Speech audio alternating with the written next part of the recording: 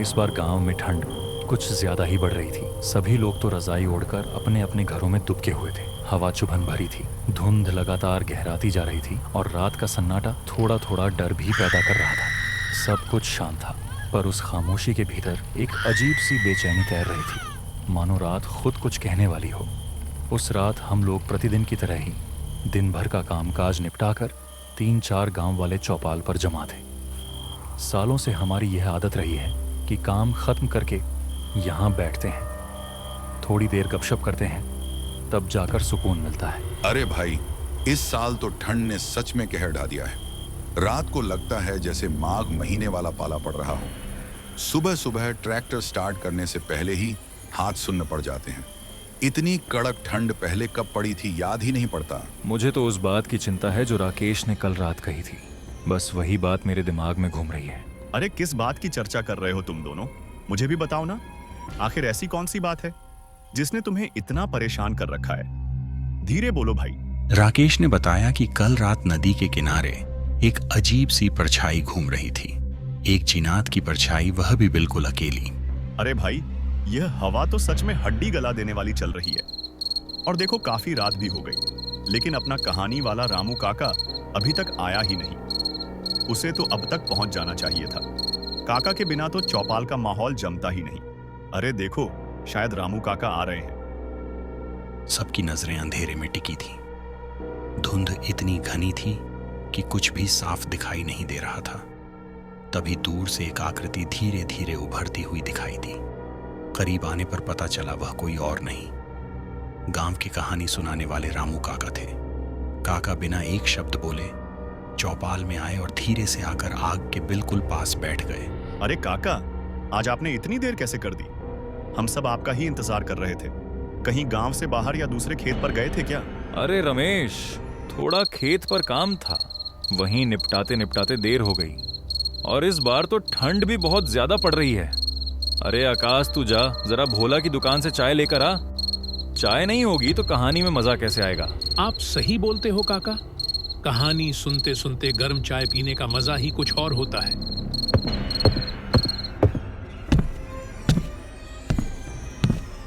काका, आपकी कहानियां तो एकदम सच्ची लगती हैं काका।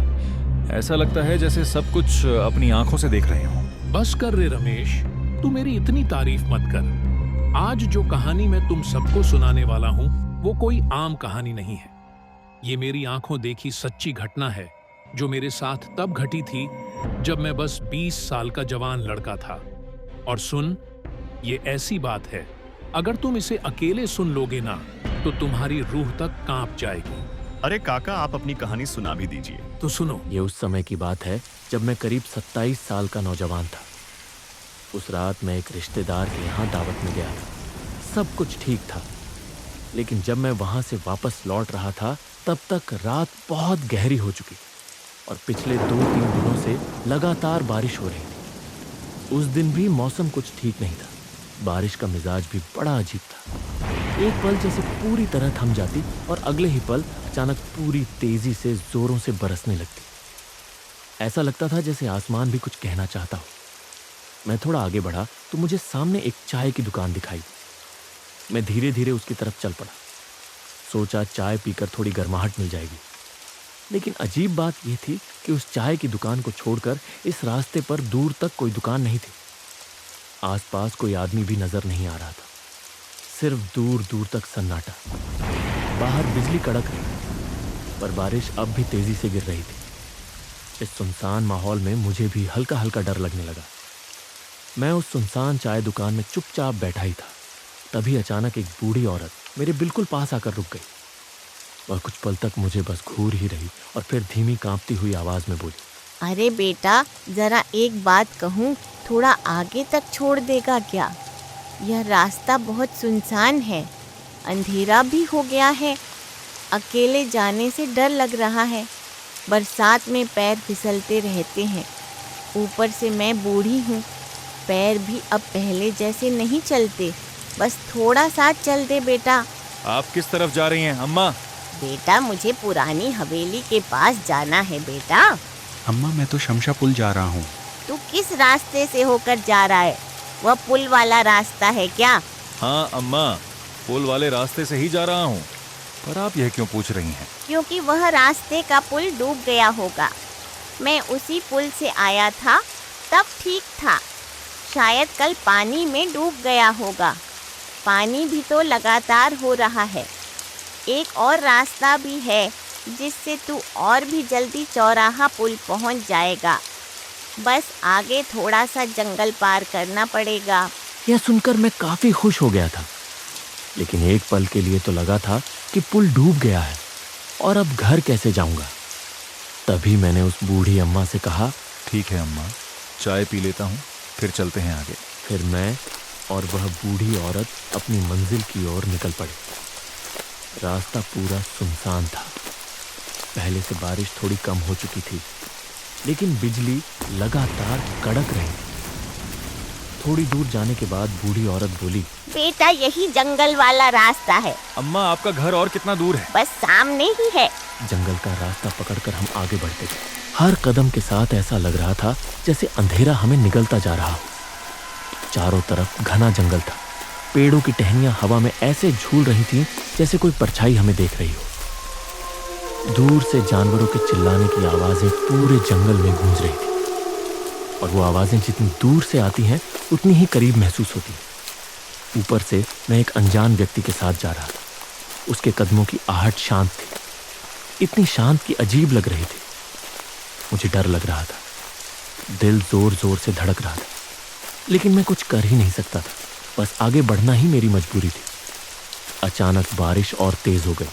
हवा के साथ साथ बारिश की बूंदें भी देह पर तीर की तरह लगने लगी। उस तेज तूफान में वो बूढ़ी औरत अचानक रुक गई और मुझे बोलने लगी, बेटा और 2 कदम चलने के बाद मेरा घर आ जाएगा और बारिश भी काफी तेज गिरने लगा है। तुम इतनी बारिश में आगे नहीं जा पाओगे। तुम मेरे घर आज रुक जाओ, कल सुबह निकल जाना। ठीक है माँ। बस 2 ही कदम चले होंगे कि हम उस बूढ़ी औरत के घर पहुंच गए। लेकिन मैं भी घर को देखकर हैरान हो गया था।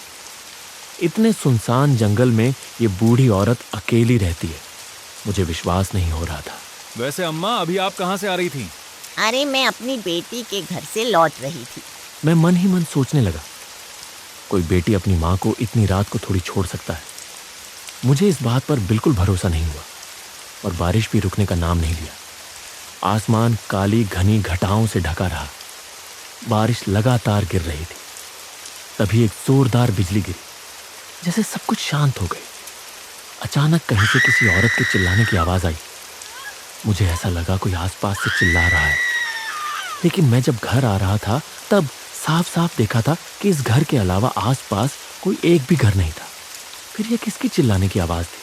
अम्मा घर में और भी कोई है क्या? नहीं बेटा, घर में तो कोई नहीं है। इस पूरे जंगल में मेरा ही अकेला घर है। लेकिन अम्मा, मैंने तो किसी लड़की के चिल्लाने की आवाज सुनी है। अरे बेटा, तुम्हारा कोई वहम होगा।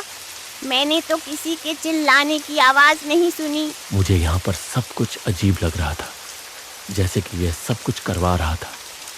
हम दोनों वहीं खड़े बातें कर रहे थे कि अचानक मेरी आंखों के ठीक सामने से एक लंबा सा झुका हुआ साया तेजी से सरकता हुआ जा रहा था।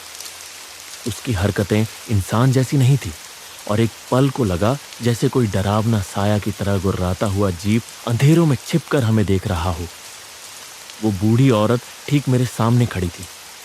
उसकी नजरें ऐसी थी मानो सीधे मेरी आंखों में घूर रही थी।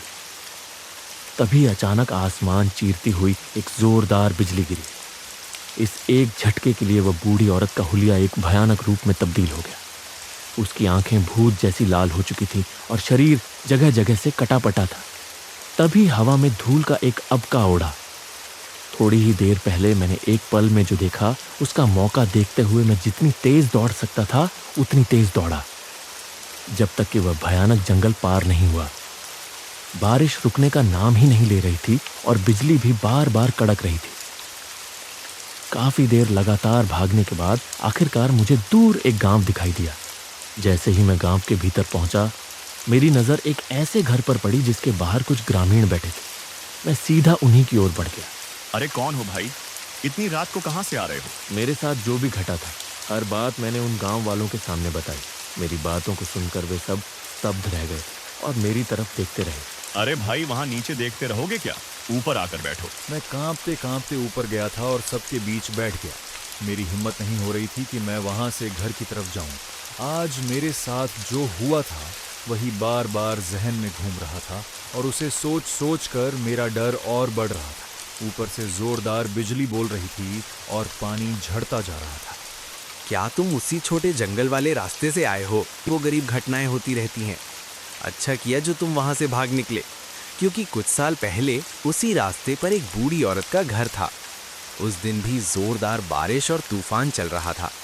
तभी एक भारी भरकम पेड़ उसके घर पर गिर गया और वो वहीं दबकर मर गई। उस रात मुझ में इतनी हिम्मत नहीं बची थी कि घर वापस जा सकूं। गांव वालों से थोड़ी देर बातचीत करने के बाद एक काका ने मेरे लिए वहीं सोने का इंतजाम कर दिया। मैं चारपाई पर लेट तो गया, लेकिन आंखों में नींद का नामो निशान नहीं था। रास्ते में देखा हुआ वह भयावह मंजर बार बार दिमाग में घूम रहा था।